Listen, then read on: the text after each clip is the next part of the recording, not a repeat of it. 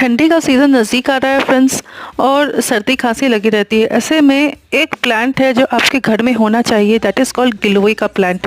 इसकी टहनियाँ बहुत काम की होती हैं। अगर आपकी सर्दी की जस्ट शुरुआत हुई है और आपको लग रहा है कि आपका सर भारी है, सर्दी बढ़ने वाली है, तो आप गिलोय की डंडी को या तो कचल कर या तोड़ मरोड़ कर उसका काढ़ा बनाकर पी सकते हैं, जो कि बहुत इफेक्टिव होती है। या फिर आप गिलोय की टहनी को लेकर उसे चबा चबा कर, उसका कोई टेस्ट नहीं होता, उसे चबा चबा कर उसका रस पी लीजिए और जो बाद में बचता है उसको फेंक दीजिए।